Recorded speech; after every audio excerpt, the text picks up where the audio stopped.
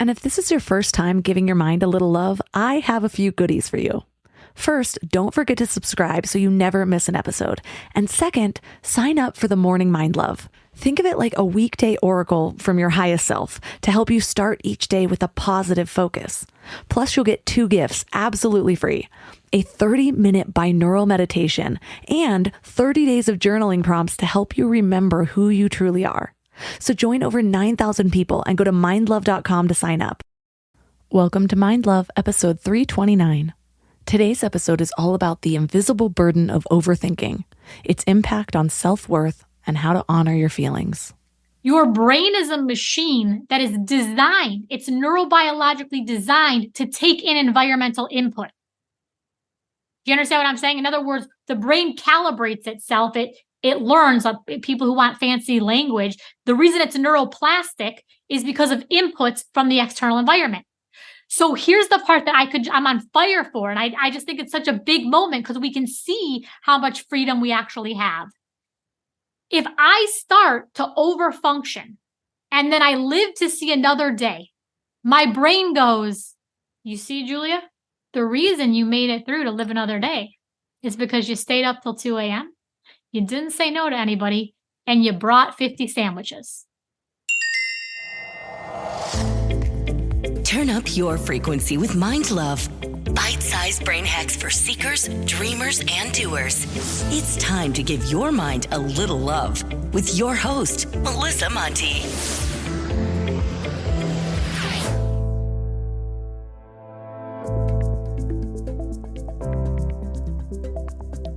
If this is your first time giving your mind a little love, don't forget to hit the subscribe button. Mind love is a habit, and the more you give your mind that love and intention, the better you'll feel about yourself and your life. Plus, it's really a win-win because more subscribers means Mind Love attracts even more amazing guests to bring you their wisdom. So don't forget to subscribe. Do you ever catch yourself in a cycle of overthinking and overanalyzing your every move, every word, and every decision until it exhausts you?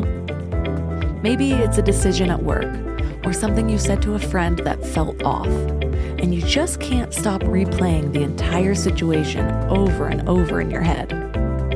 I get it. The funny thing is, I always thought I was laid back and that I didn't let things bother me. Then I stopped drinking. Okay, I had this tendency even when I was drinking, but it just came up in different areas of my life. For some people, it's the regret or second-guessing themselves. For others, it's everything, which can lead to a very anxious life. And for others, maybe it just looks like not stepping out of your comfort zone at all because you talk yourself out of it before you can actually get to the thing. Whatever your version of this, it's like an invisible burden that we carry, and it affects more than just that one situation. It actually takes a toll on your peace of mind, obviously, but also your self-worth.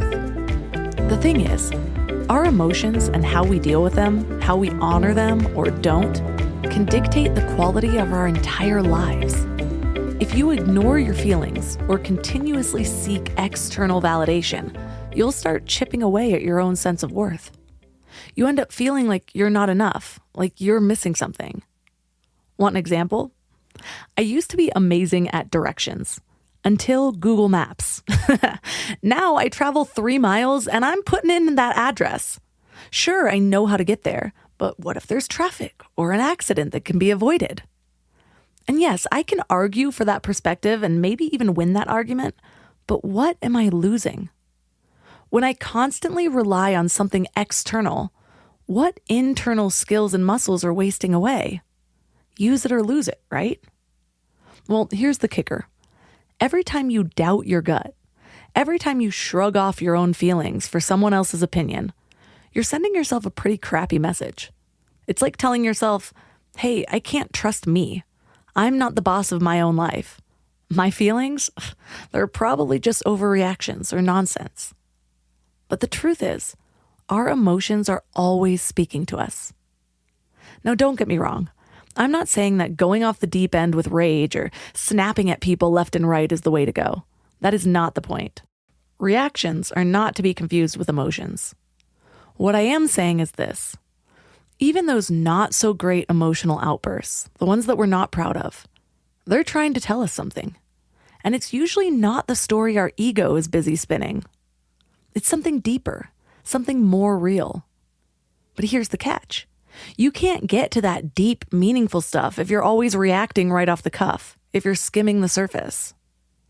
When we muster up the courage to really tap into our own inner authority, our own power, it's a game changer. It's like flipping a switch. Suddenly you're not just reacting, you're understanding, you're in control. And that is where the magic happens. This episode isn't just for those who feel the weight of overthinking and emotional turmoil. It's for anyone who's ever been caught in the cycle of approval seeking, the comparison trap, or the unconscious belief that someone else's validation will fill our insecurities. Because here's the thing. We hold the power to change that. We have the ability to rewrite the scripts that we've internalized and transform the way we show up in the world.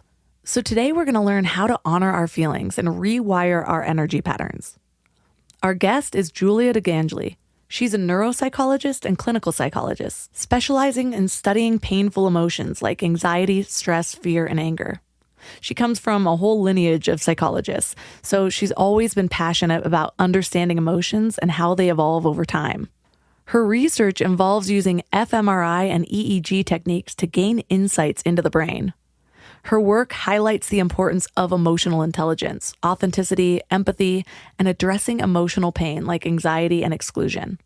So 3 key things we will learn are the connection between emotions, self-worth, and the stories we tell ourselves. What happens when you prioritize psychological safety but neglect the danger you may be causing yourself? And the surprising link between your dream goals and your deepest emotions, and how harnessing this connection can unlock your true potential.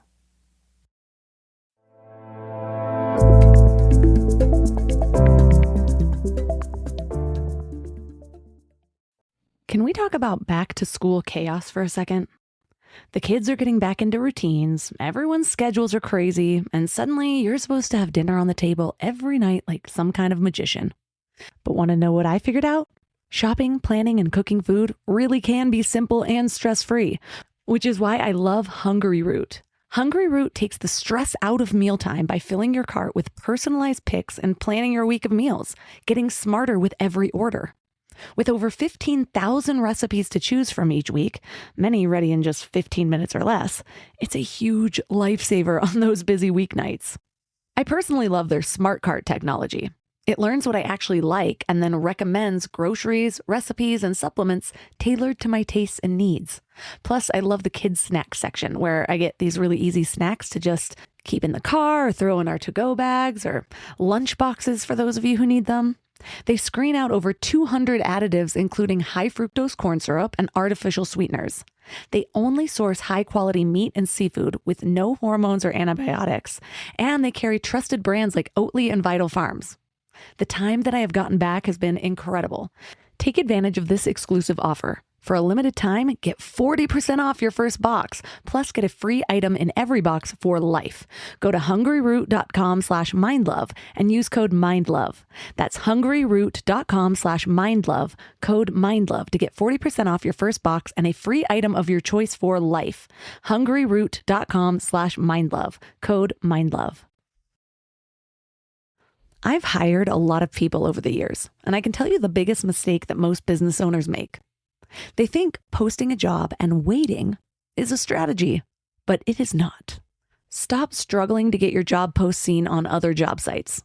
Indeed, sponsored jobs helps you stand out and hire fast. With sponsored jobs, your post jumps to the top of the page for your relevant candidates so that you can reach the people you want faster. And it makes a huge difference.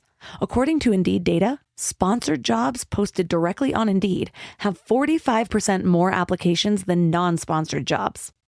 One of the things that I love about Indeed is that it makes hiring so fast because the best candidates are already there, actively looking. Plus, with Indeed sponsored jobs, there's no monthly subscriptions, no long-term contracts, and you only pay for results. How fast is Indeed? Well, in the minute I've been talking to you, 23 hires were made on Indeed, according to Indeed data worldwide. There's no need to wait any longer. Speed up your hiring right now with Indeed. And listeners of this show will get a $75 sponsored job credit to get your jobs more visibility at Indeed.com/mindlove. Just go to Indeed.com/mindlove right now and support the show by saying you heard about Indeed on this podcast. Indeed.com/mindlove. Terms and conditions apply. Hiring? Indeed is all you need. This episode is sponsored by BetterHelp. Can we talk about how overwhelming wellness advice has become? Cold plunges, gratitude journals, screen detoxes, morning routines. It just feels like there's advice for everything these days. But how do you know what actually works for you? I've been down that rabbit hole, trying every new trend, buying every new course, following every guru, and it is exhausting. And honestly, a lot of it just added more noise to my life.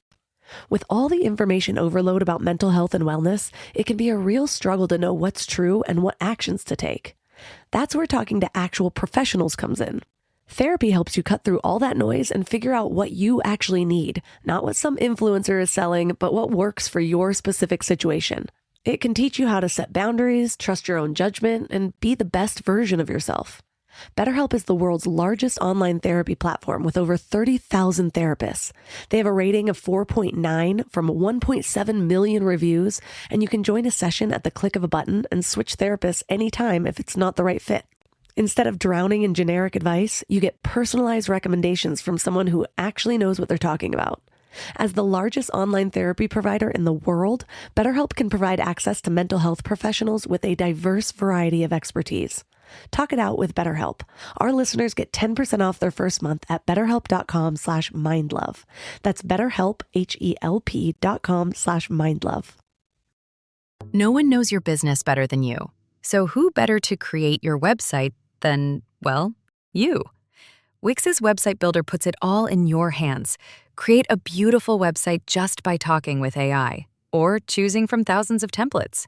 Customize every detail with simple drag and drop tools and get everything you need to start running business your way. Build more, think bigger, and do it all yourself on Wix. Go to Wix.com.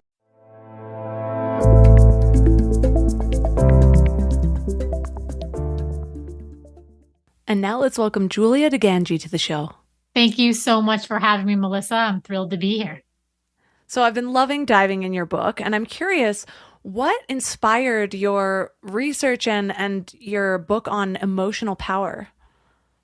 That's a wonderful question. So first of all, I think in the more short term, I'm a neuropsychologist, which means I'm a clinical psychologist with specialized expertise in the brain.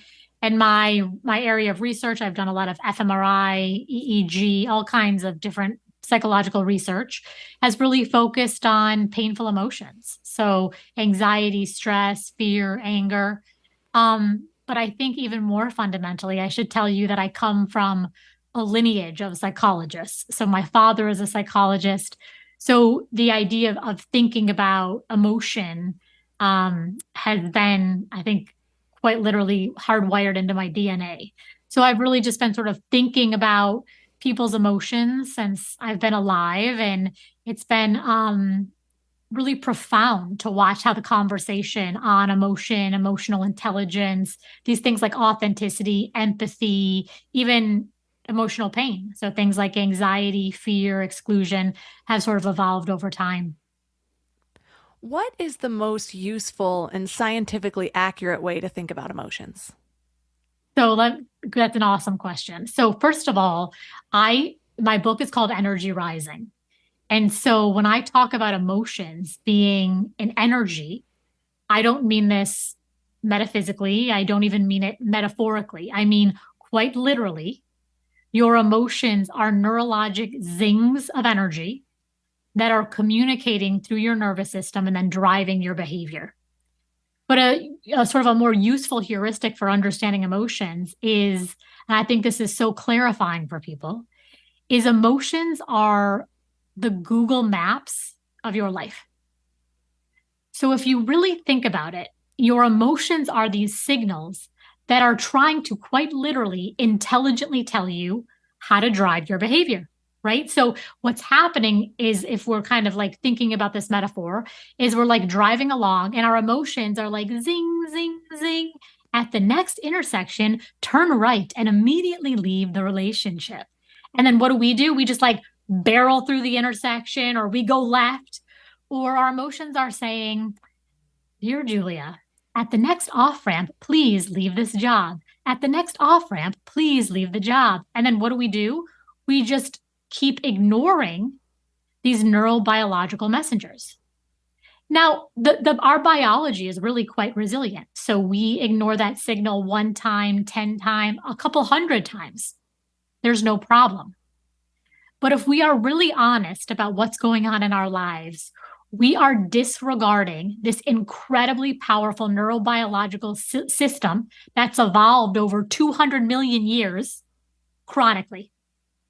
So, when people come to work with me, as a neuropsychologist, I treat patients. I also do a lot of work coaching. So I work in all kinds of human systems, in homes and relationships and parenting. What they're effectively asking me, and people might use different words, but what they're effectively asking is, how do I be well?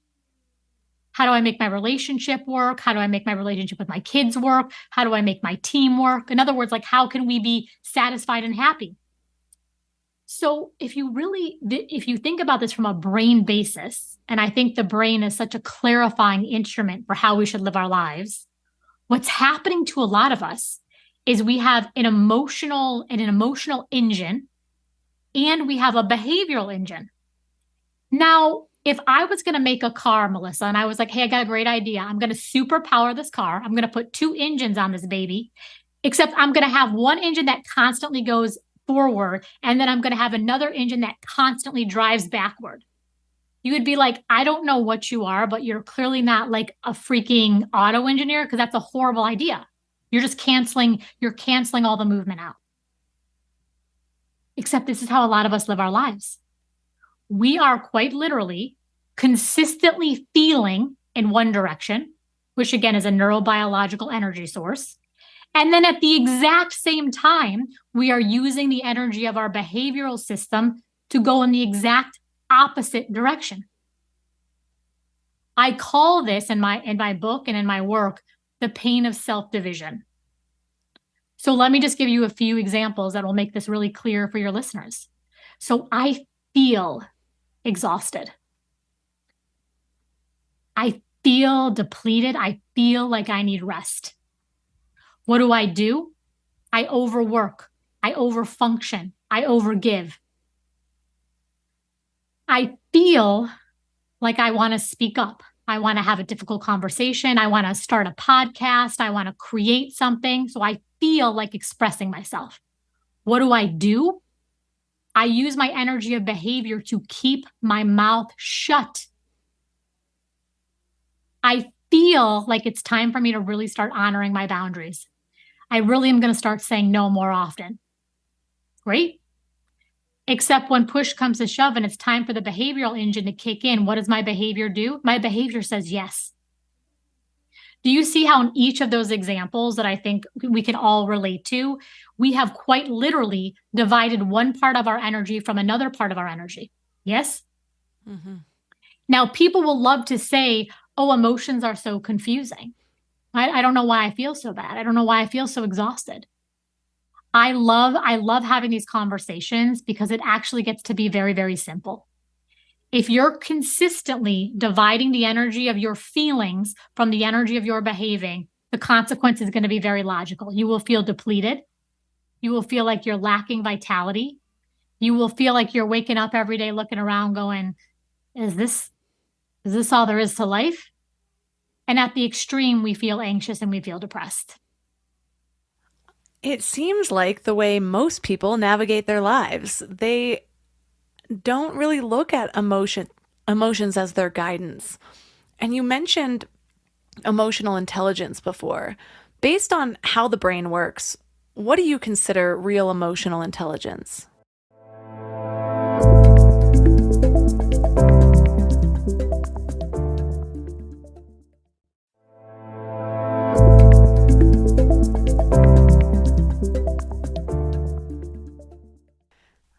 It seems like the way most people navigate their lives, they don't really look at emotions as their guidance.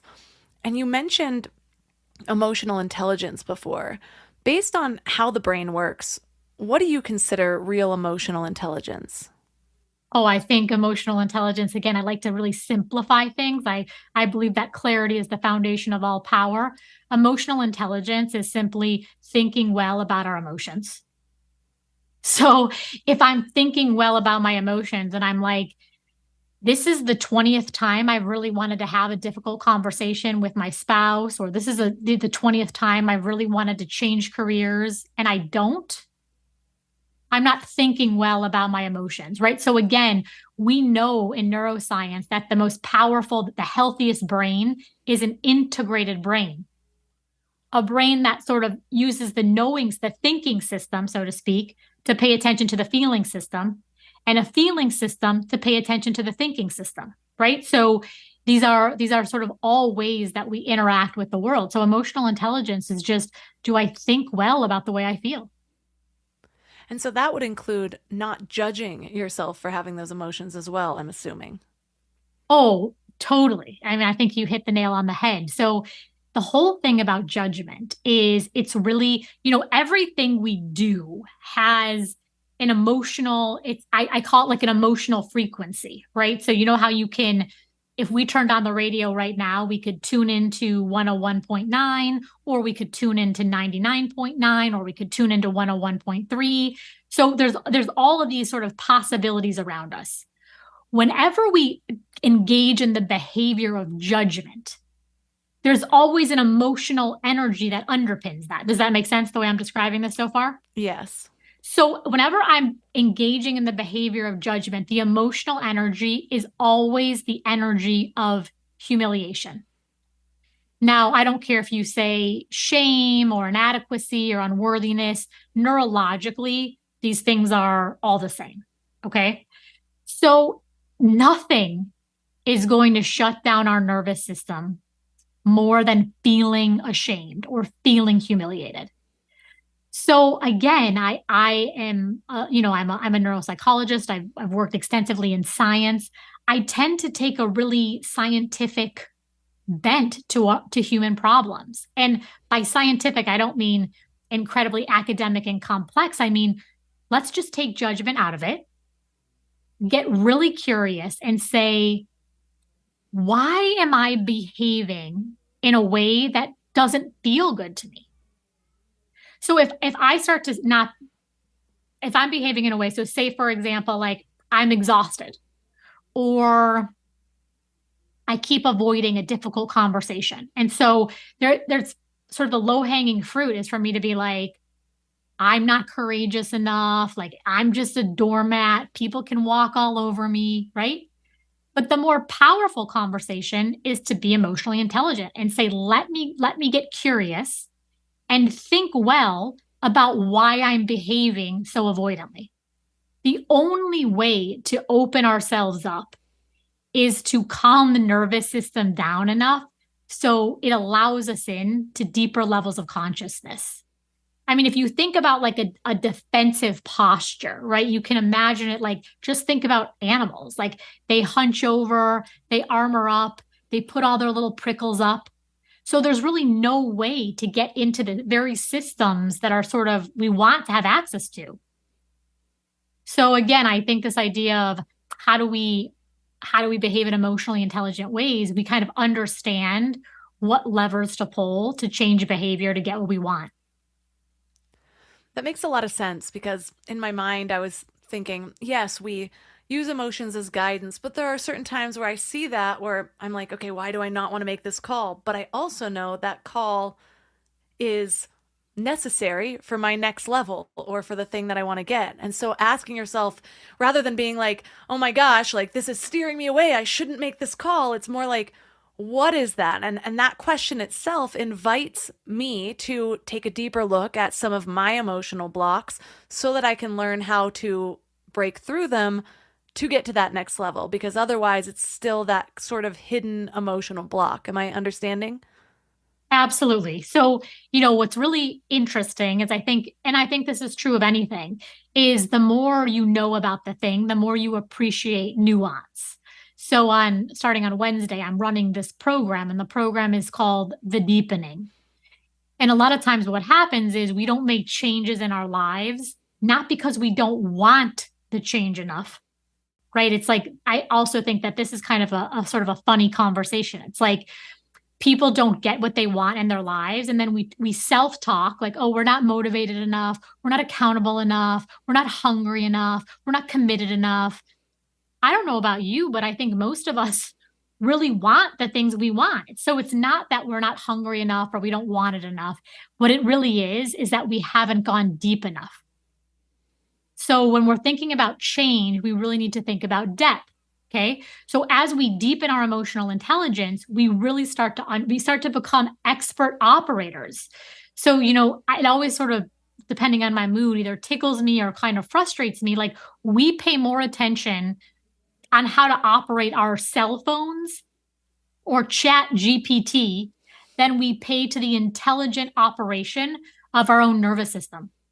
So we now have the neuroscience, this is sort of what I've dedicated my life to as a neuropsychologist. Like, we have powerful, actionable insights on how to work with the brain and behavior to really achieve the changes that we want in our lives, in our homes, in our relationships, in our business.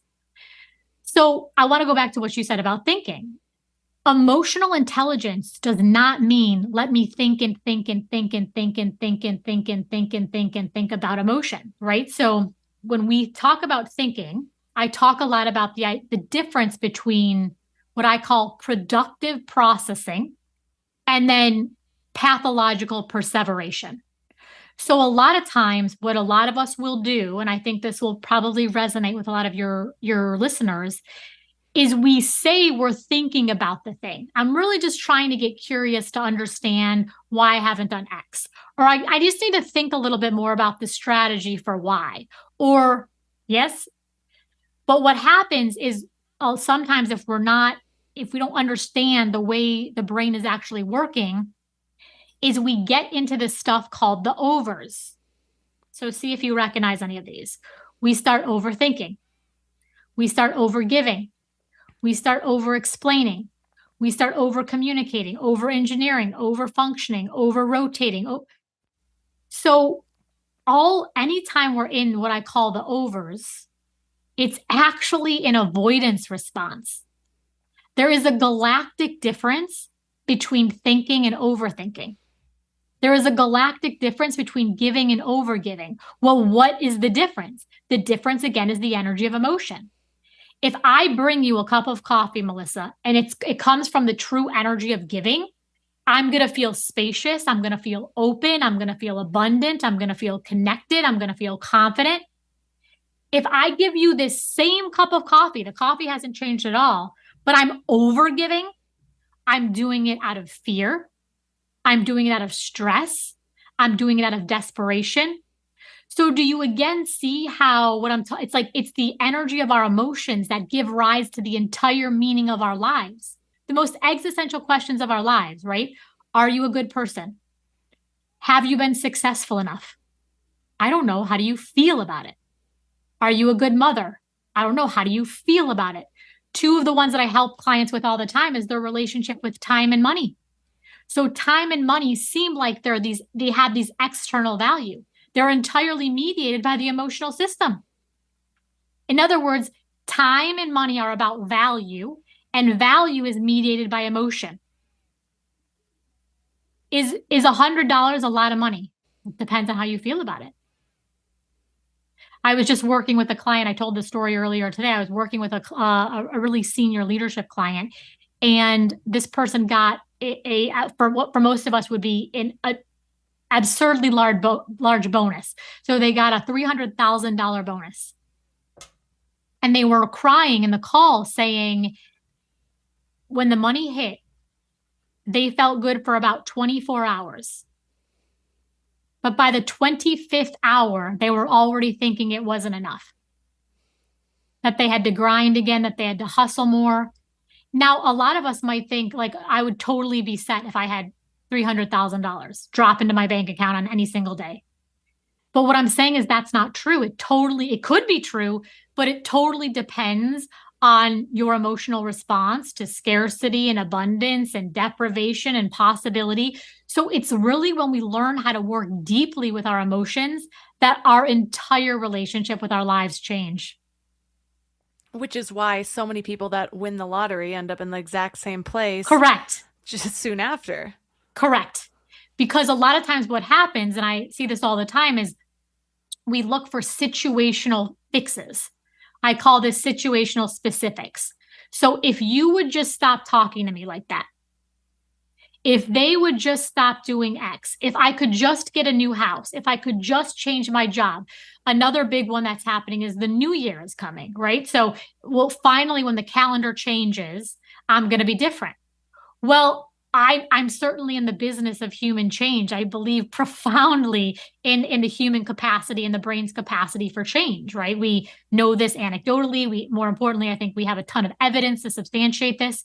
But the change entirely depends on how I'm willing to work with emotions, and even more specifically, the emotions that I've historically avoided feeling. So the reason that I wrote Energy Rising is really there's a simple premise. And I think it's such a life-giving, healing premise. Every single thing that we want in this lifetime that we still have not achieved, every single thing is on the other side of the feelings we are telling ourselves repeatedly we cannot feel. So the thing that people want most in this lifetime is never situation, it's emotion. The reason you want a new house is because it makes you fill in the blank. It makes you feel more organized. It makes you feel more happy. It makes you feel, right? The reason you want a promotion is it makes you feel something. The reason you want, I have this phone and it's the only people that ever call me are bots. So sorry, a bot just called. So my point here is like we need to really sort of work at the level of the energy of our emotion in order to drive any of the change that we ultimately want to feel. You started this conversation with an example around listening to the guidance that your emotions give. And it's like you keep feeling this emotion and it's telling you to leave the relationship, but you stay. In that situation or the job situation, whatever it is, how do you know when your emotions are telling you to leave versus stay and fix it, work on yourself, work on the relationship? Like, when is a relationship toxic, and can you even heal toxicity?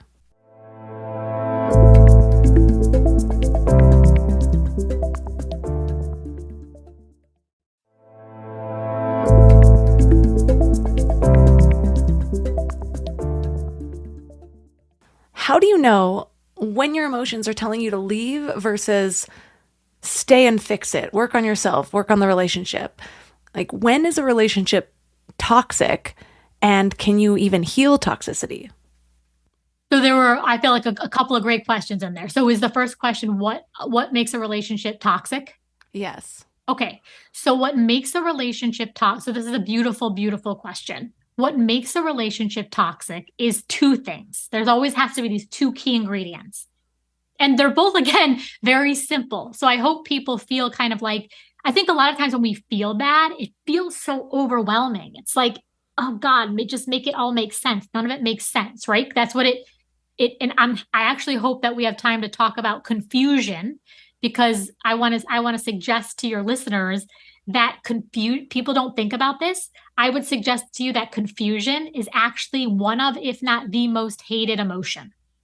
So I think that surprises people. So anyways, to get back to what is a toxic relationship, the two elements are, it feels bad to me. I don't like the way I feel. I feel disrespected. I feel humiliated. I feel undervalued. I feel unseen. I mean, we could go on and on, right? But I don't feel good in my body. And the second piece, and this is a really, really important piece, is I feel disempowered. So I feel bad and there's nothing I can do about it. That's a really horrible combination, right? And we've all been there. It's like, I feel like shit and I'm stuck in it. Okay? But here's the thing, and I want people to just take a deep breath and just kind of relax and just listen to what I'm saying and take what resonates with you and leave, obviously, what doesn't. What I have found in my work, and I have found in my own life, is that when we think about all of my work really comes down, and I talk about this a lot in Energy Rising, to these ideas of emotional pain and emotional power. They're two sides of the same coin. When we think about the emotional pain in our lives, and by emotional pain, again, I mean anytime we feel bad, anxiety, fear, stress, rejection, doubt, none of these things feel good. If we're honest, they are always chronic. In other words, it's not the one time, one day in 1997 when somebody said one thing I didn't like to me at my job, right? It is the same annoying conversation that we get into on social media for the nth time. It's the 100th or the 1,000th time we've had the same fight with our partner. It's the same bad feeling at dinner time every night, right? So if we're honest, there's always this chronicity to our emotional pain. So then we start to say to ourselves, well, I'm stuck here. I don't know why this keeps happening. I don't know why you keep talking to me like this. I don't know why you keep treating me like this. But here's the power play. All relationships, by the physics of a relationship, requires two people's participation. So if I am in a relationship that I have repeatedly determined, right? This isn't just like my husband made me once mad on a Wednesday. I on balance feel terrible here. What in the world am I doing? I actually think that this is such a hopeful and empowering moment. Because if it were to be true that there was nothing I could do here, then I would be up Schitt's Creek. But if I'm willing to say I have a tremendous amount of authority, in fact, I must be the most powerful actor in my own life. It doesn't mean that I'm the only actor. It doesn't mean other people, of course not. My fundamental area of expertise is trauma. So by definition of what trauma is, it means horrific things have been done unto us. Think about childhood, right? We didn't have much agency then. But I think it's this amazing moment of our emotional resurrection when we start to realize I am giving all of my holy energy to relational dynamics, to jobs, to conversations, to places I don't even want to be in. Now, I had mentioned to you that I'm sort of the daughter of psychologists, and I've watched the mental health conversation evolve over 40 years. And so I feel extraordinarily lucky to be alive at this moment in time. I think it's profound what's kind of happening. I think a lot of it is we're really deepening our emotional intelligence, in part because of the pandemic, and then also in part because of AI. So the machines have wildly outpaced us. And so now what's happening is we're being forced into a deeper relationship with our own emotions. So I think this is it's a complicated time, but I see a lot of potential. So there's been this rise, and I think this is a really important piece in these conversations around psychological safety. Well, this is amazing. There's not one shred of doubt in my mind, and we have a copious amount of evidence that the brain absolutely needs psychological safety to function well. This is not up for debate. So it's great. We should have more and more conversations about safety. But here's the piece that's missing a lot. How in the world is it going to matter if the entire world is safe to me, so long as I am willing to be dangerous to myself? I am the one that says my body is breaking down, and I force myself to overwork. I am the one that says the way that you're talking to me is making my skin crawl, and I am sitting there again with my mouth shut. I am the one that's saying I'm getting so resentful for how much I'm doing for my kids, how much I'm doing for my community. I have lots of rage. And then I'll tell you a quick story. I got an email today from my kids' school, and I love my kids' school. I adore the community. But I got an email, and it asked me to do, so I'm the room parent, and my kids are in the same room, and so they're little, and so I'm the room parent. It's already hard for me to be the room parent. It's already like a lot of us, we have really busy lives, but I really wanted to make this commitment, and I do all the things. So I get this email today that asked me to do something, and the initial reaction in my body was I felt like a tightening on my neck. And I started to panic. Like, I can't do this. I can't do this. Like it was, I just didn't feel good. And so I was like, I always say that I believe that the most profound mission of our life is to walk the work. So I'm here talking about emotional power. And I had to say to myself, hey, Julia, are you going to have an emotionally powerful moment or not? So I said, I'm going to take a breath. I'm going to take a sip of coffee. And I wrote back. And the email was it was a lovely email from a very lovely person. And it was very politely worded, but it was like, we need you to do this. And I said, I think this is the most beautiful idea. I would totally love to contribute. In fact, I'm willing to supply a lot of the food, but unfortunately, I'm unable to organize the event. I hope that you understand.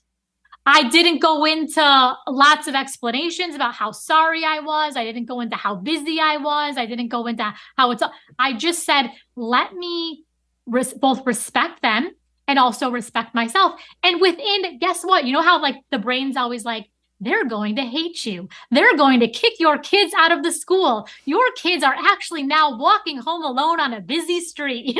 Like all the doomsday scenarios start going. She wrote me back in like 60 seconds and was like, absolutely no problem. Thanks for agreeing to buy the food. It was just the idea of coordinating 30 people I couldn't do it at this exact moment in time in my life. So it sounds like, yes, we may have a terrible job or a terrible partner, and so it's damaging to stay in that situation. But the most damaging part is actually done to our self-esteem and our self-worth because we are building a belief that we will not act on our own internal guidance in order to keep ourselves safe. Correct. So then watch this. Here's what happens. Again, there's a real math to this. And once you see it, you're like, okay, I'm on to myself. And then this gets to be this profound sort of foundation for transformation. So let's go back to this idea of the overs. So I say, I'm tired. I've hit my limit. I want to hold boundaries. But instead of honoring what my emotional system is, and again, most of our emotional systems didn't just ping on Tuesday at 6 p.m. It's like, this has been a slow bleed for a lot. And we're like holding up the white flag, crying uncle. You know what I mean? So it's like, okay, so now I still, instead of honoring my sacred biology, my sacred body, my sacred nervous system, I start all this shit with the overs, the overgiving, the overdoing, the overfunctioning, blah, blah, blah, blah. But here's the thing. This is such a big moment. The thing that is making me feel like shit is actually my behavioral response to my ignoring my emotions. Do you see this? So my real problem is actually what I'm doing, how I am behaving against my emotions. In other words, I'm actually getting sick because I'm overworking. I'm actually getting enraged because I'm overfunctioning. I'm actually getting despairing because I'm overgiving. I'm over communicating, right? If I would just, so let's go back to my example today. It's a really small example, but sometimes I think it helps to concretize. If I would have responded out of the overs and started to overfunction and overwork and overdeliver and overgive and say, I can take this thing on that I really am at capacity and I cannot. Instead of listening to my emotional system, my overfunctioning would have then been the thing that would have made me sick. So then I would say, this is the other piece, and I can kind of break this down again if I'm not explaining this clearly enough. I would live. So let's say I agreed to do the food thing at the school. Your brain is a machine that is designed, it's neurobiologically designed to take in environmental input. Do you understand what I'm saying? In other words, the brain calibrates itself. It learns. People who want fancy language, the reason it's neuroplastic is because of inputs from the external environment. So here's the part that I'm on fire for. And I just think it's such a big moment because we can see how much freedom we actually have. If I start to overfunction and then I live to see another day, my brain goes, you see, Julia, the reason you made it through to live another day is because you stayed up till 2 a.m., you didn't say no to anybody, and you brought 50 sandwiches. So then the very evidence that we're then using to say we made it to live another day then the brain thinks, okay, well, of course your brain is in the business of survival most fundamentally. So if we want to change, we have to be willing to say, I am willing to act in the energy of faith. I'm willing to hold a new boundary. Now, this is sort of weird, I think, for some people to hear a scientist talk about the frequency of faith. Here's the thing. If scientists are really honest, we know how to work in the frequency of evidence, and we know how to work in the frequency of faith. Every single time a scientist starts an experiment, they have no idea. They have a hypothesis and they say, I hope this works. Or I'm curious what's going to happen. So what's very interesting to me is a lot of times we'll get so glommed onto evidence that we already know feels absolutely awful, because we feel that even though it's miserable, it's a misery we know we can survive, rather than to roll the dice in this energy of faith. What I see a lot of people, especially women, do in a situation where their emotions are calling to them to take an action is they justify it to themselves by making their emotions wrong. Like, I'm too sensitive, or maybe it's the person telling them these things, like, you're crazy during this time of the month, or whatever it is. And so then 2 days later, when everything's good, because that's how toxicity tends to work, whether it's your job or your partner or whatever, and then they're doting over you, making you feel good, then you look back on that and you create a whole different story around it. What's the dangers of doing that? How does that affect our self-worth or our relationship with ourselves? I mean, I think it affects our relationship with ourselves profoundly. I think the number one thing that people want on this planet is access to their own power. By power, I certainly don't mean like I'm the most powerful, everyone's going to listen to me. I mean, when I talk and I describe this at length in Energy Rising, emotional power is about our wholeness. It's about the idea that I am okay as I am. I am worthy as I am. I am powerful as I am. I am as I am. Almost all of our emotional pain, almost every single ounce of it, comes from contorting ourselves into some version of something somehow we believe other people want us to be. And if we're really honest, a lot of times, sometimes those are actually true, and sometimes they're hallucinations that we carry in our own brain that are usually holdovers from childhood, right? So these kind of adaptations that we made, 30 years ago are still playing out in real time. So I think the thing that we want more than anything on this planet, more than anything, you know who we want to trust more than our partner? Ourself. So if I have to choose between my relationship, my relationship is very sacred to me, just like I think I choose the relationship with myself. And the reason is, again, if you get really pragmatic, how could it possibly work? What a lot of us are doing is this podcast also video, or will it just be audio? Audio. Okay. I was going to hold it. So basically, if you can imagine like a cup, okay?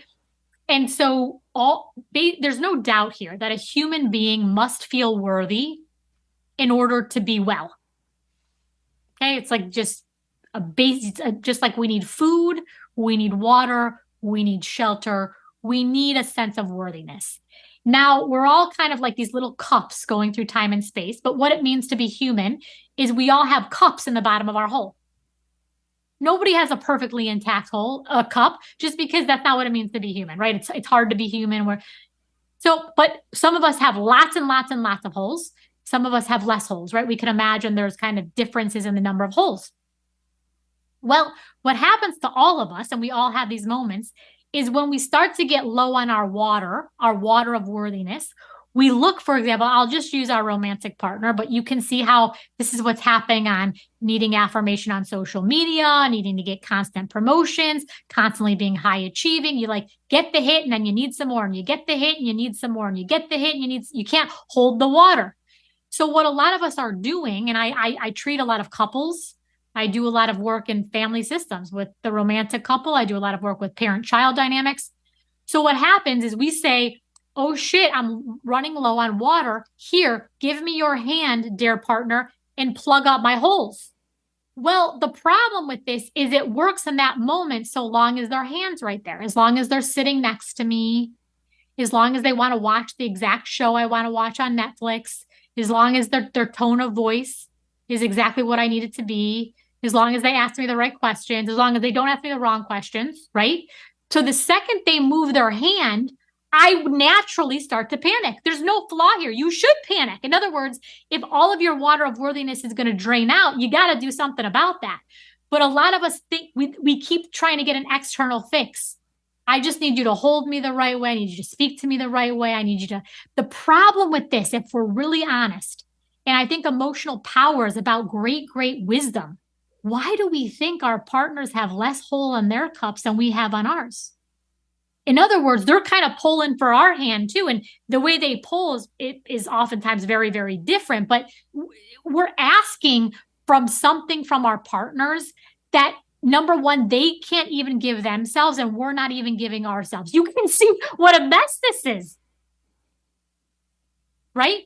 So the work then is I can constantly be like, are you there for me? Are you there for me? Are you there for me? And in fact, the number one, I would love to talk to you. We're not going to have time today, but about anxiety. So that feeling of like, I need constant reassurance. That's all anxiety is. In other words, the best definition I can give you for anxiety is a disturbed relationship with certainty. It is a disturbed relationship. It's not about it has nothing to do with the situation before you. It has to do with your own relationship with certainty. I need you to tell me you love me again. No, again, no, again, no, again, no, again. So as long as I keep looking for the outside world to patch up my cup, it's not going to work. So I'll tell you a story. When I work with couples, they'll come in and they'll basically say, what's fascinating is they almost always say the exact same thing. They say, you don't love and respect me enough. No, you don't love and respect me enough. That's pretty interesting right off the bat. Who's right? Okay. So I say, they'll start to tell all the examples. You talked to me this way, you didn't. Okay, go on. Great. But that's very valid. We should absolutely address that. I 100% believe that. So I say, we're going to get to that. But I have another question first. You just said that your partner does not love and respect you. We're going to get to that. First, though, I need you to tell me all the ways, I want you to list all the evidence that you profoundly love and respect yourself. I have yet to hear a good answer to that question. Our relationships are a reflection of our inner state because they are our inner state. We literally make up one half of that thing. And then if we expect our partner to plug up all of our bad holes, I don't think it's emotionally intelligent, not because our partners don't love us, not because they don't, but because they can't do it. Now, I don't think when partners come to see me, I don't think that marriages should end, and I don't think that they should go on forever and ever. In other words, I think I said this earlier, I think the most powerful thing we can do on this planet is walk the wound. Plenty of us are in relationships where we learned an amazing, amazing, amazing amount about what our boundaries are and what we will no longer tolerate. And it's time for the relationship to end. Plenty of relationships should go on. I don't make that decision for people. But what I try to help people do is really understand from the most upstream place how to really become emotionally powerful. I love to leave listeners with something actionable to focus on for the week to really ground all this into reality. And I know that you had mentioned like confusion is one of the worst pains. You said in your book that uncertainty can be more painful than physical pain. And that's where people get hung up because you're right. It's like, well, I know what this discomfort is, this relationship or this job or this situation is, but over there, it's going to take faith. Do you have an actionable way that people can get more comfortable with the uncertainty or building that, expanding their emotional power to kind of hold faith in higher regard for the step that they're going to take outside of their comfort zone? Absolutely. I have like so many examples. I'm like, which one do I go with? And then, obviously, as you mentioned in Energy Rising, there's tons of examples and sort of practical things. What I wanted to say is I want to go back to this idea of reassurance seeking. So a great way to sort of strengthen our emotional power is to start, and again, in a totally non-judgmental way. Just totally relax. And in fact, I would encourage people, the goal is actively not to try to change behavior. So for like a week, 2 weeks, however long you need, just observe yourself. I think a lot of times when we start to realize, we like panic and like want to change. So like, you don't have to put that much pressure on yourself. Just start looking every time you ask a question. Are you asking the question for information, or are you asking the question for reassurance? There is a galactic difference between information seeking and reassurance seeking. So for example, if I say to like my accountant, is this tax deductible? That would be information seeking because I have no idea. But if I say, if I start putting clothes in my Amazon cart and I call my friend and I say, hey, do you like this dress or this dress better? Why would it really matter? Again, not judging. I mean, just like from a scientific sort of like as a scientist, why am I asking that question? And I'll spoiler alert. It's because you're asking for permission. You're not even really asking for her permission, right? Because we've all had that thing where like, she'll be like, I like the green one. And you're like, well, I actually really like the purple one better. So you see how these things happen so quickly. They almost happen outside of our conscious awareness. So the first line of business is to start getting conscious about when I'm kind of using other people to hold my emotional power.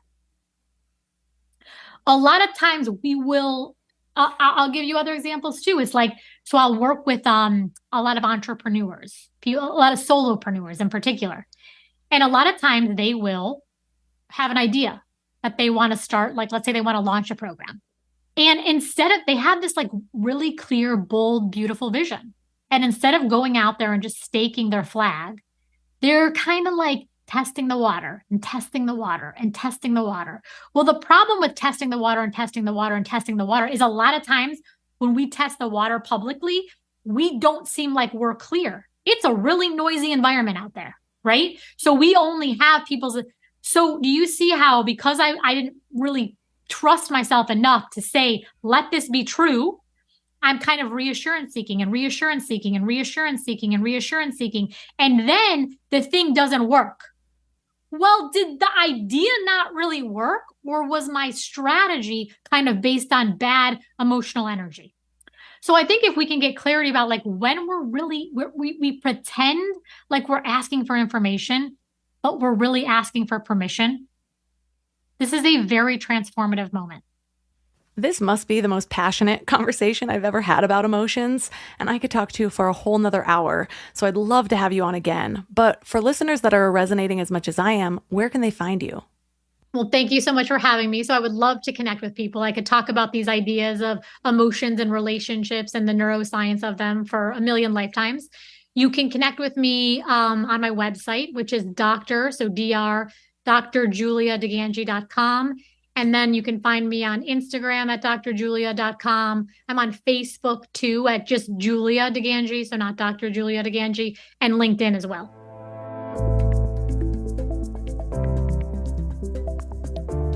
All the links for this episode will be at mindlove.com/329.